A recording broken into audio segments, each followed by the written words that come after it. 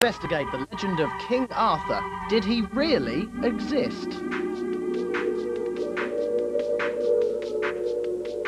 And what incredible coincidence happened to this man?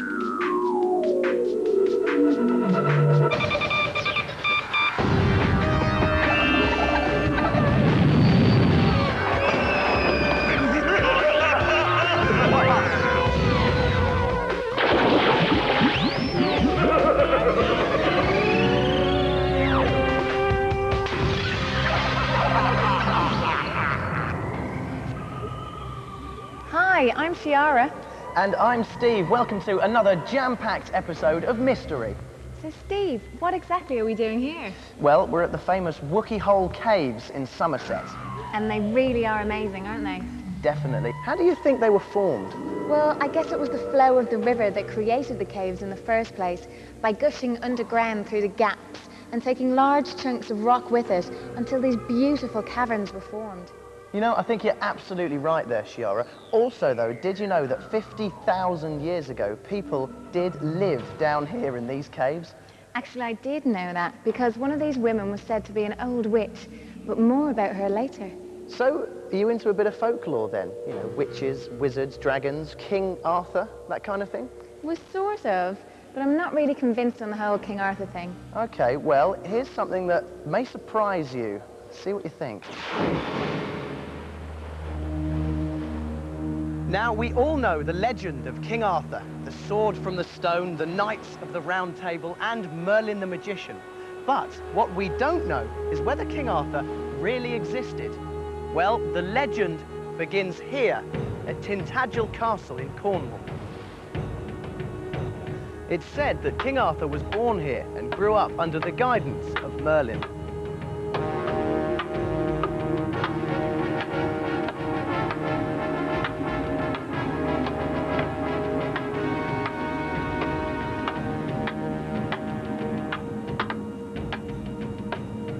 And it was around Tintagel that Arthur pulled the legendary sword, Excalibur, from the stone. The legend says this proved he was the chosen one, the true king.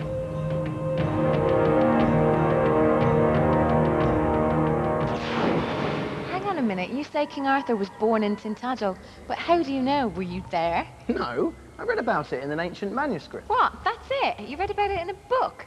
Don't you realise that you can't believe everything you read in books, Steve? So have you got a better explanation? Well, actually, I may have.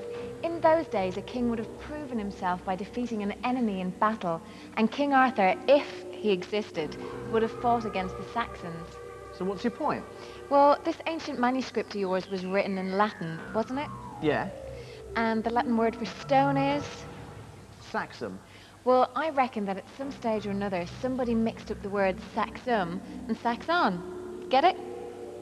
So what you're saying is that King Arthur took the sword from a Saxon and not from the stone? Exactly. A much more believable explanation. Pretty interesting, I'd say. Yeah, but not as exciting. Can I continue? Please do. Once Arthur was king, legend has it he lived at the famous castle of Camelot, which would have been one of the finest castles in the land. The precise location of Camelot is unknown, but one possible site is the area around the River Camel, which was also the scene for Arthur's last battle. I'm now standing in Slaughter-Bridge on the River Camel, which, as the name suggests, was the scene of the most bloody of King Arthur's battles. Here you can see a stone which has been ravaged by time, and it has a Latin inscription showing that this was where King Arthur faced his most deadly enemy. Arthur defeated his opponent, but was mortally wounded in the battle.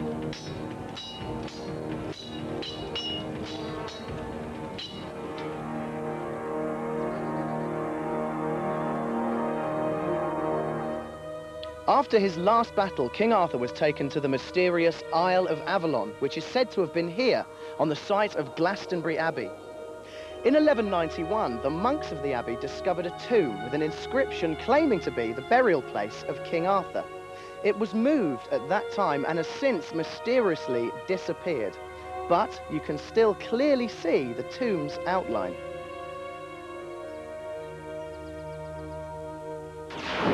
So there you have it, the mystery of King Arthur solved. He really did exist after all. What? Mystery solved? You're joking, aren't you? Just because you read something in a book or found some ancient stone does not mean that you've solved the mystery. Well, it's all pretty conclusive to me. And what about the tomb at Glastonbury?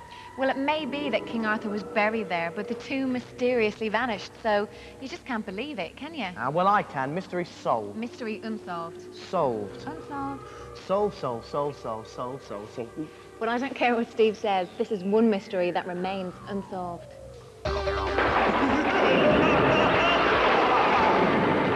1,500 years ago, there would have been no steps leading into the caves. Instead, there would have been a very steep, slippery slope. And all of this would have been in complete darkness. And that's when the woman I told you about earlier moved in with her goats. Hey, stop butting in, Chiara. Anyway, as I was saying, the locals all thought this woman was really strange. After all, who'd want to live with a bunch of goats? And whenever anything went wrong in the village, the locals blamed her and called her the Witch of Wookie Hole. Have you finished yet, Chiara? No, not yet. It's also been said that the witch used to eat kids for her dinner, right here in the witch's kitchen. Ooh, partial to a bit of steak and kidney, then. Steve, you're really beginning to get on my goat. When the woman wouldn't leave the caves, the locals had to call for some outside help, and Father Bernard, an abbot from Glastonbury Abbey, was called in for the job.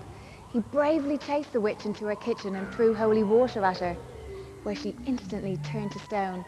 And here she still stands today. Can you see the witch? No, not really. I think your story lacks solid foundation, Chiara. Oh, Steve. Well, they do know that someone lived down here in the depths of Wookie Hole Cave. But could it really have been a witch? I don't know. Maybe I'll ask her. Then again, maybe not. Bit of a stony face.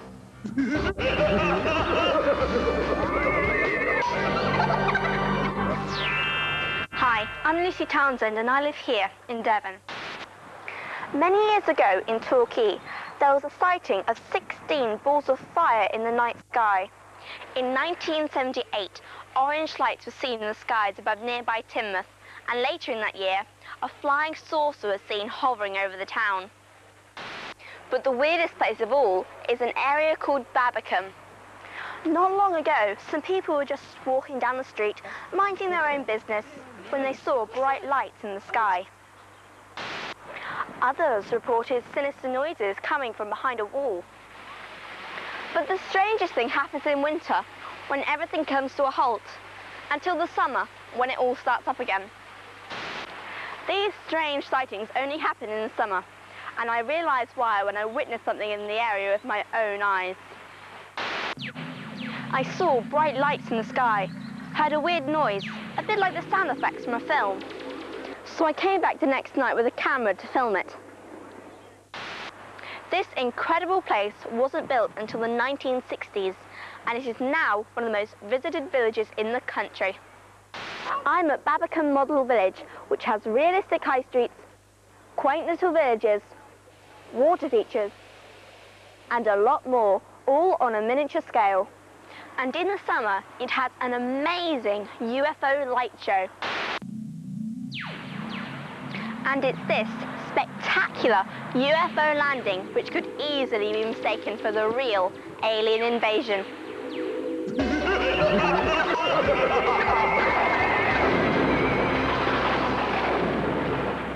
Wow, that was amazing. I know, and so realistic. No wonder it fools so many people. Well, strange things often happen to people when they least expect it. I know, I ended up working with you. Be serious, Steve. Anyways, hasn't something strange happened to you? Like maybe you and your best friend have worn the same coloured top on the same day, or perhaps you bumped into someone somewhere you'd hardly ever expect to see them. That kind of thing happens to me all the time. Well, that's nothing compared to what happened to Luke Draper and his wife when they went on holiday to Canada.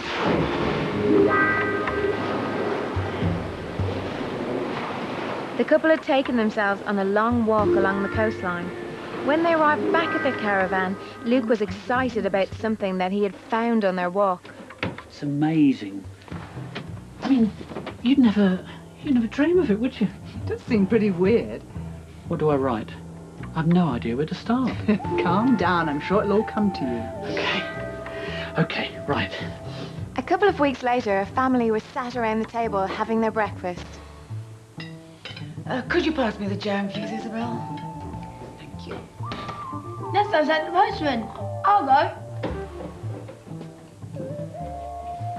There's one here for me. I don't recognise the handwriting. I wonder who it could be from. Well, open it and let's find out.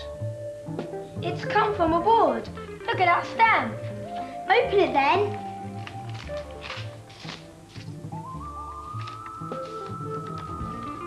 He quickly opened the letter and gasped in disbelief. Whoa! What's that? Who's it from? Are you all right, love? So what's so special about a letter being sent from one country to another? Well, believe it or not, it's all connected with something that happened 8 months earlier. And you're going to be amazed by this one. Really? Yep. We'll see. 8 months earlier, the boy and his family had been on holiday to Cornwall and had taken themselves off to the beach for a picnic lunch. I'm bored, Mum. What's for lunch? You've got sandwiches and some crisps and fruit. Do you want something now? Can I have a nectarine? Sure. Thanks, Mum. Why don't you build some sandcastles like your sister? Nah, the boy. Actually, Dad, can I have a pen and a piece of paper?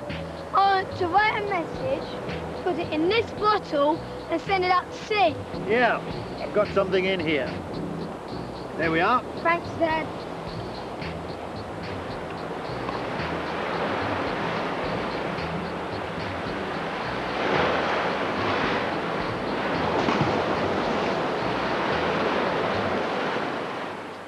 Eight months later, Luke Draper and his wife were taking a stroll along the Canadian coastline when Luke spotted something floating by the water not far from his feet.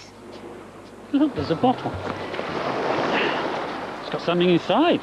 It's probably just some rubbish. We'll take it with us and put it in the bin. If I can just get it open. Now, let's see what's inside.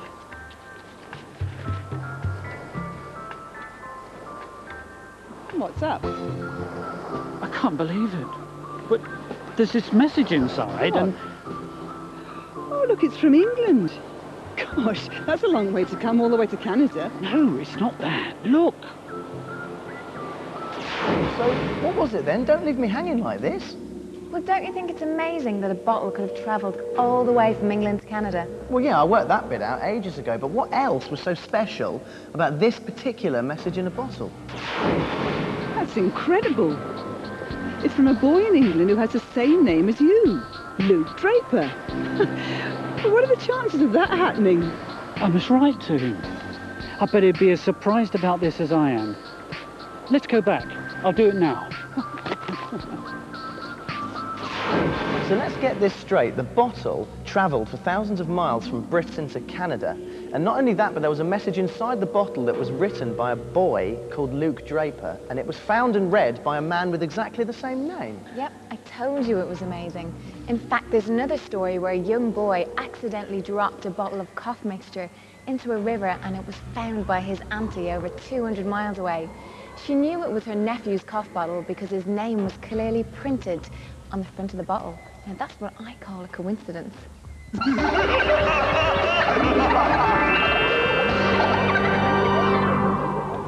So there you have it. We've uncovered the legend of King Arthur. We've solved the mystery lights of Babbacombe, and we've checked out one of the strangest coincidences ever.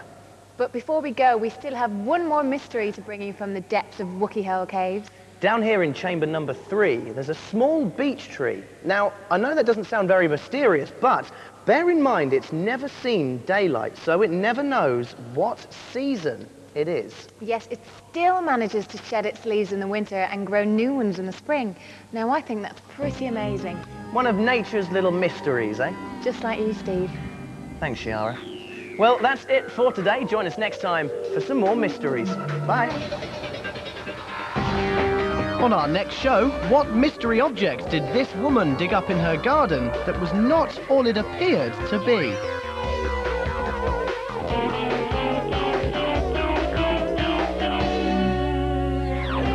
And what freaky shower did Bob Ryder get caught in?